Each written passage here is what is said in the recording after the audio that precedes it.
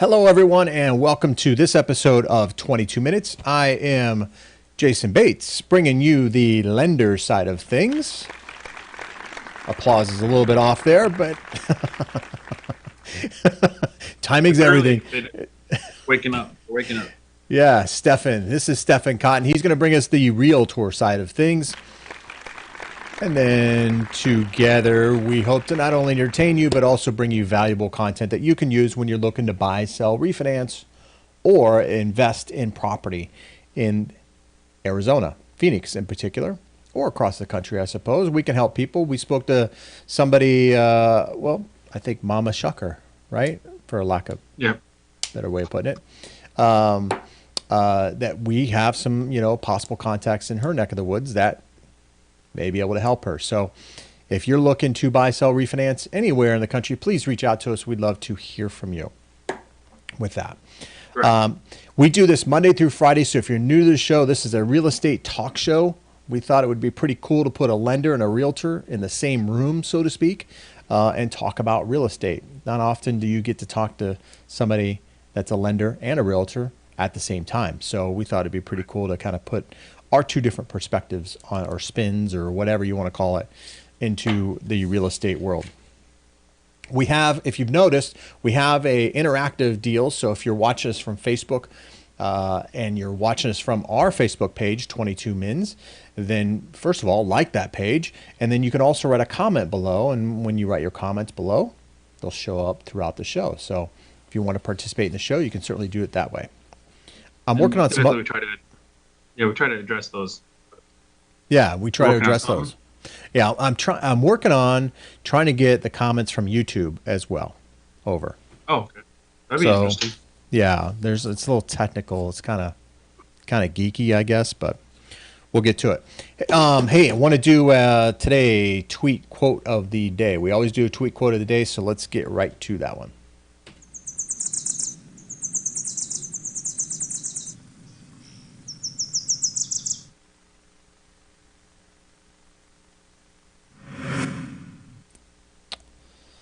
All right, this one I thought was kind of appropriate for home buyers out there. Little Monday motivation here, right? Do something today that your future self will thank you for. And that means giving us a call. Call us. I guarantee you'll be thankful that you did. Right. Yeah, this is good because this will help me make other better choices in life. Because sometimes I do something and the next day I'm like, I don't know, I should thank myself for that. Rarely do I wake myself up. Thank goodness for that, Cotton. Yes. I guarantee this is kind of like the what's the Men's Warehouse deal or whatever. You're going to like the way you look. I guarantee it. Right? Well, if you call us, I guarantee you're going to be satisfied with the level of service that we can provide you with. How about that?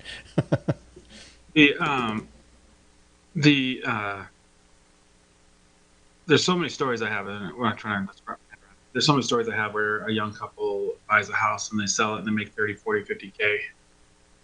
You know what I mean? So it's like, the idea of home ownership and then getting that equity out or getting the savings. We talked about how a renter's total net worth is about 5,000, a homeowner's net worth is about 200,000.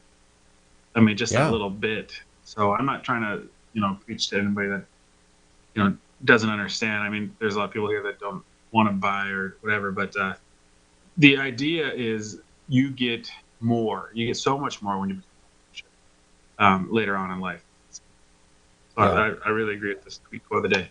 Inspiring. Yeah, it's inspiring. Treat your future self with it really takes a team, right? We always say, it takes a village to raise a family or a village to raise a child or whatever. Well, it takes a team to build a house. It wasn't too long in our past as a country that the community would come together and help one another build their homes. So that's kind of what we are. We are a team that's going to help you find your American dream, your slice of the American dream, and not steer you in the wrong direction or put you into something that you're confused about or you don't know anything about. So, which is going to lead us into one of our stories, but it's going to be probably toward the end here because I got some other ones that I want to talk about first. So with that, let's get right into today's top newsmakers. Right.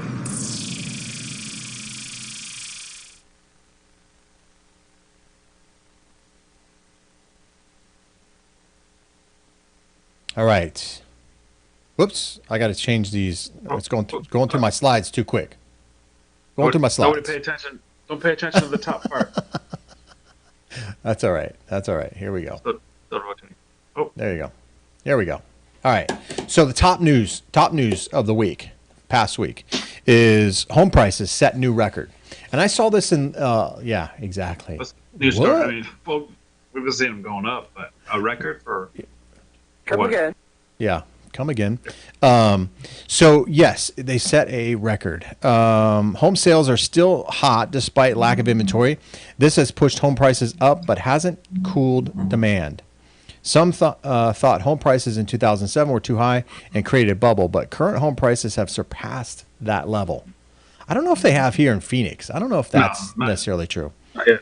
Not yet. The latest median home price for May came in at $252,800, a new record.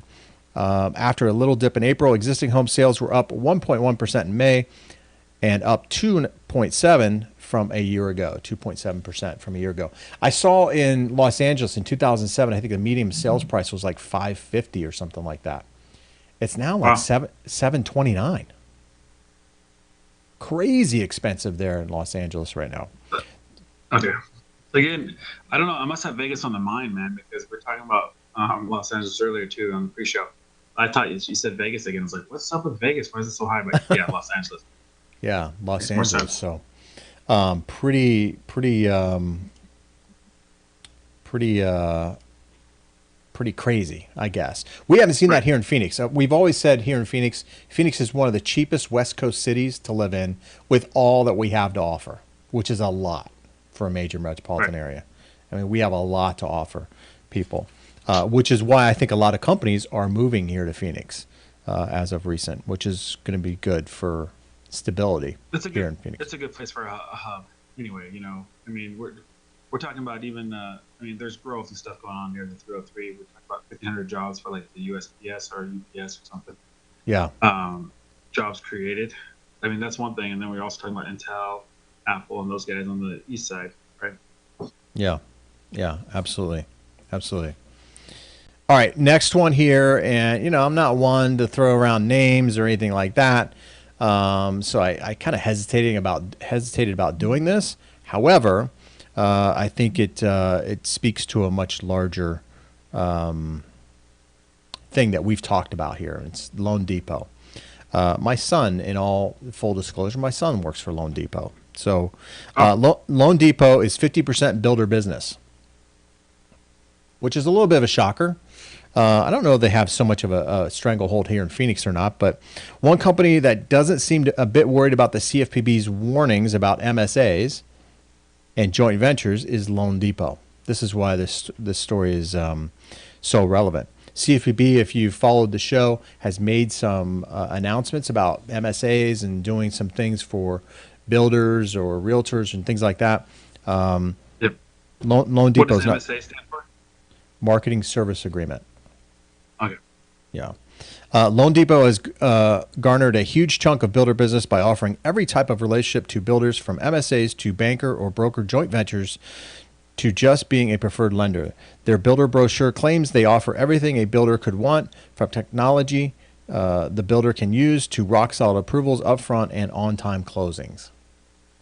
So they offer a lot, but they're also paying a lot. Builders are getting some money from that, and that's where the CFPB is kind of drawing the line there. As big as Loan Depot is, if CFPB really went after that, that could put some damage in Loan Depot. So if you own stock in Loan Depot, I would probably pull out. I had somebody, and I was at a new build this weekend, and they said, you and I talked about this incentive stuff. If the lender itself can't qualify, then they should offer that incentive to any lender that can make that deal work, right? You would think, yes. But they don't, right? It's only our lender and our lender only. How Yeah. can they do that? It's a bit of steering, in my opinion. I don't like it. I used to do a lot of turn downs for builders. I know they have stockholders and shareholders they have to answer to. I get that. But at the end of the day, it's about the consumer.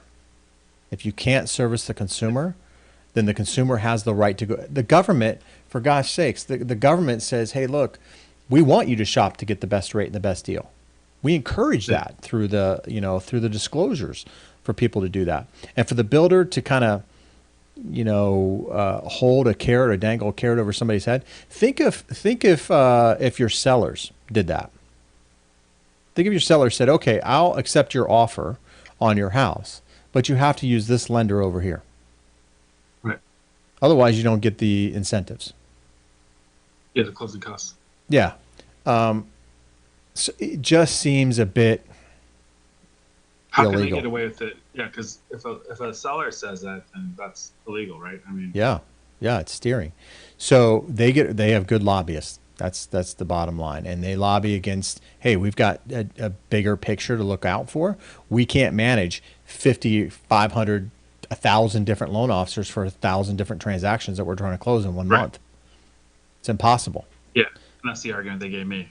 Yeah. We don't want to Uh, handle 50 or 60 different loan officers. well, So then we'll get send out those- get out of the builder business then. Right. That's my argument. Well, deal with it. You know what I mean? It's like, but whatever. I get it. I get it, and I don't get it. It's not advantageous for the consumer. I had a deal one time, and it was when we did this show. I had a deal that I was offering a consumer a better product than what the builder was offering, and the builder forced the lender to go with them, or forced the consumer to go with their lender. But I had a better deal. Like, really, That's weird.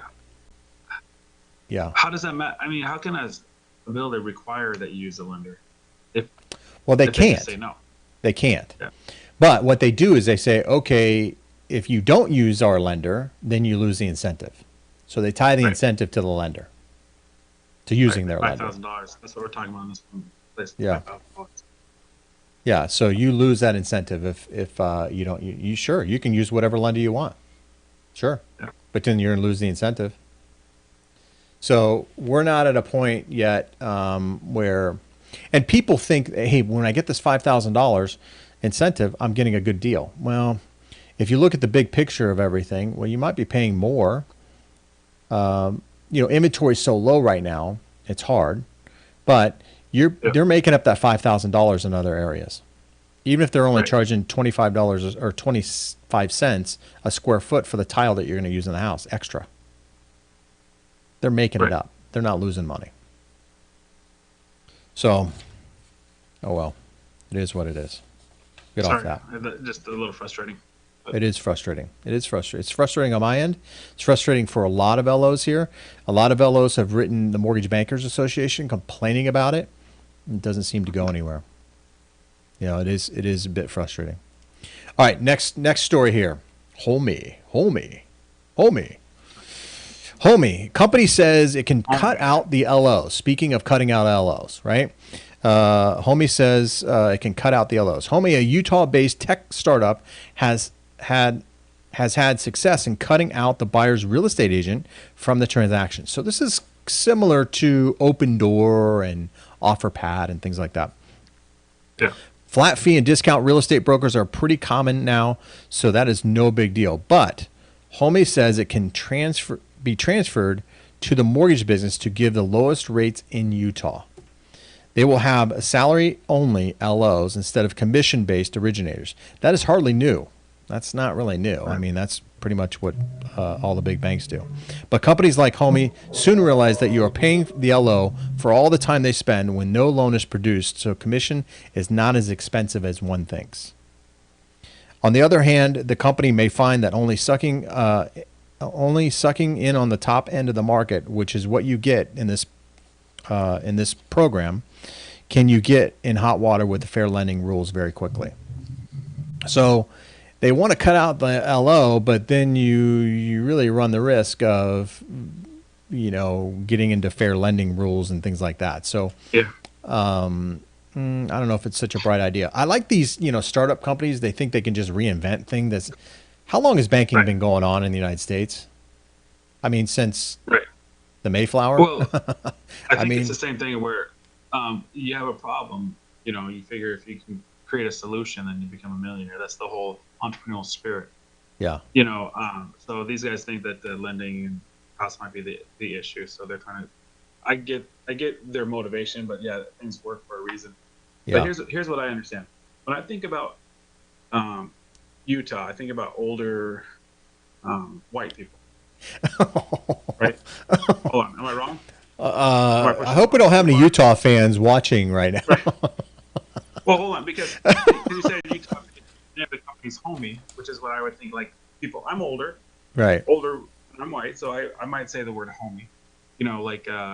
But I feel like it's like that generation, It's very 80s. like yeah. So it's the generation removed from the people here right now. So I just think that that's funny. I would expect somebody in Utah to come up with it, like homie, for the Yeah. The And I grew up name, in Montana, homie. Come guys. on. Like yeah. Yeah. He said homie a bit. So with this, we'll go on to the next tech startup, right? There's all kinds of these tech startups in the mortgage lending world out there. We mentioned Open Door and OfferPad and some of the others. Yep. This one here, Syndeho, I guess, or Syndeho or Deho, The Neo. Yeah. Syndio, Mortgages Made Simple. Well, here you go. A company with a similar sales pitch to Homey is unable to continue. Syndeho has promised we are removing the anxiety and the hassle associated with getting a mortgage. They claimed they could approve a loan in 5 minutes, and we'd save our customers an estimated $17 million by getting them a better mortgage. So they've saved their customers over $17 million. Although it was funded in tens of millions of dollars, tens of millions, that's crazy, right? It took just one investor pulling the funding to collapse the company.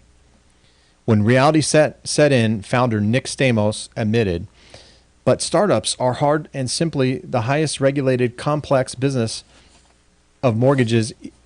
Well, hang on, I didn't read that right, did I? But You sound pretty good. You're doing a pretty good Stamos impression there. What did he say? But startups are hard, and simplifying the highly regulated complex business of mortgage is even harder. I believe we had overcome the biggest hurdles, but unfortunately, we didn't. Up like a rocket, down like a stone. A familiar story in the mortgage business. So this is the thing. Like, if it ain't broke, don't fix it. This is, I understand we're trying to simplify things. There's another company I've seen out there on some of the TV commercials that took student loans and made them simpler. Soho or something like that. And I think they're doing second mortgages now or whatever. They're trying to simplify things. Eventually, somebody will hit the nail on the head. I have heard that Open Door is looking to start their own mortgage company. That could be their demise. Yeah. I don't know. We'll see. To be continued. I guess if you're getting with these companies here, be cautious. I mean, it's going to take 2 seconds.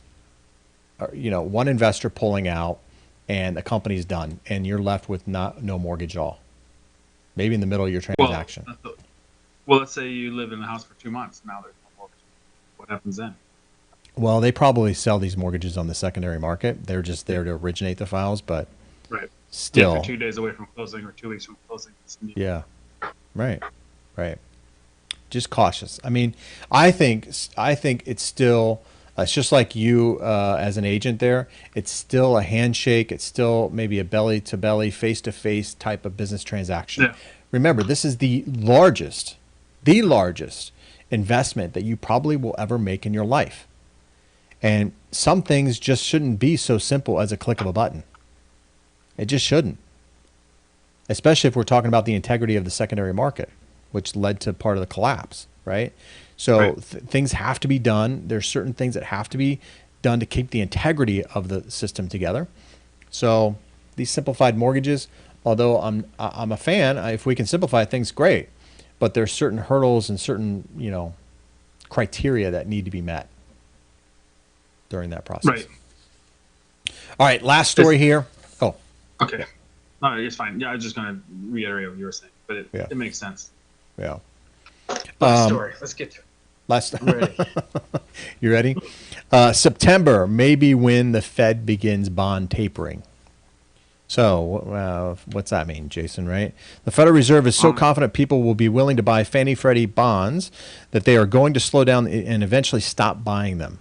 We already knew that, right? They made that announcement earlier in the year. They made that clear in the most recent meeting as well. They reiterated it. Philadelphia Fed President Patrick Hacker on Wednesday said the September meeting could be a good time for the U.S. Central Bank to begin the process of shrinking its balance sheet. When the Fed raised short-term interest rates just 2 weeks ago, really had no impact on mortgage rates, right? There's little doubt that bowing out as the major purchaser of mortgage bonds will have an effect on rates. So when the Fed starts doing this, again, I'm not so clear that it's going to have as big of an impact on rates as people are predicting. Right. That's just me. It's just another investment option for somebody's portfolio. I mean, to remove the funding from this, I just don't know. Like, are they getting revenue? Are they losing revenue because they're pulling out? Or are they going to just find a better interest? You know what I mean? Yeah, exactly. Right. I mean, if they're making money on it, why would they want to pull out from it, right? Yeah. Yeah, I don't know. Unless they get a better return somewhere else. Yeah. I don't know, but again, I know a lot of people are predicting that it's going to raise interest rates. So if you're out there in the market right now, and it does raise interest rates, it could. I'm not convinced that it will. Totally. Especially with prices. We just mentioned at the beginning of the show, prices that are a record high. I mean, if prices that are a record high and we end up being at 6% as an interest rate, the housing market's going to go flat. Right. Right? So I'm not convinced that rates are going to go up. And when the Fed backs out, I've said it at the very beginning when this first was announced, I said there are going to be people that are going to fill in that gap pretty quickly. Right. So it's really not going to affect. Because if, like we just mentioned there, Stefan, if the Fed is making good money on it, well, private investors are going to want to make great money on it too. Right. So they're going to fill that. My thing is this. Void You don't pretty think good. the interest rates are going to go up. I don't think interest rates are going to go down. I don't think they're going to go lower. No. Sure. So then there's only one way to go. Now, is this going to be a cause for it to go up? Probably not. But Well, I don't think. I think today's the best opportunity to buy a house with interest rates that are at. I don't think they're going to go lower. No, today. they're not going to go lower. No. No, I agree with that. Right. I agree 100%. I just don't think they're going to spike up, ridiculously overnight. Right. We saw that with the election. That was a little bit of a shocker to me. But I don't think by the Fed pulling out, it's going to spike up the interest rates too much, too The quickly. whole election was a shocker to everybody. Well, and then the aftermath, I guess, afterwards too, right? Yeah, The rates. I know what you meant. Yeah. All right. Hey, that's going to wrap it up for today's show. Top newsmakers in real estate. Hopefully you got some good information from this. We tried to scour the internet for all the real estate news that's out there and bring it to you, the top ones anyway, and bring that to you. So appreciate you spending time out of your day to listen to what we have to say. Again, we do this Monday through Friday, 9 a.m. Arizona time. Tomorrow is Trending Tuesday, so we'll cover some of the trends that are happening out there in real estate. Yes.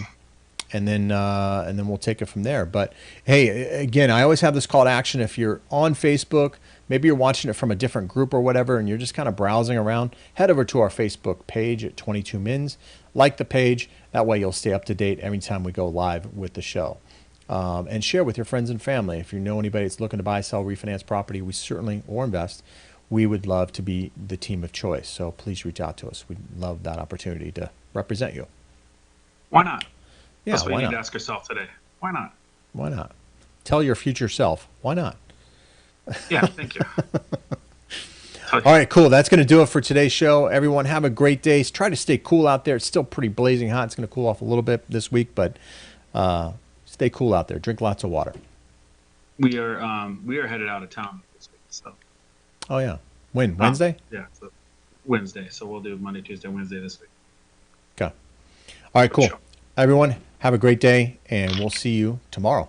Take care. Bye-bye. Tomorrow.